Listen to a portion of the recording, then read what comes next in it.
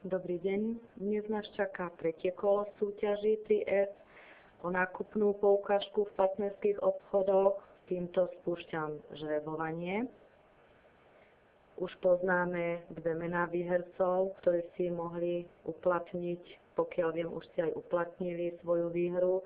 Pán Balkovič si zakúpil zimné gumy na auto. Pani Tekaverová plánuje kúpiť pre svoje auto autokozmetiku a doplnky do auta.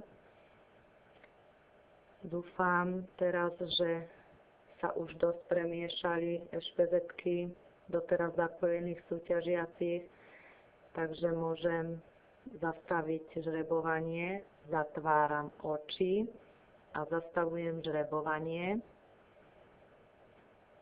A poznáme nášho dnešného výhercu, je to pán Ivan Jurkovič, hodnota výhernej poukážky 100 eur, ešpezetka MA 392CH, takže tým autopoistenie pánovi Jurkovičovi srdečne gratuluje.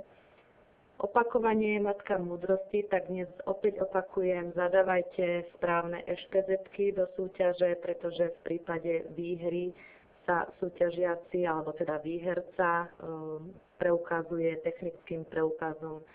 Ďakujem, ešte raz srdečne gratulujeme, dovidenia.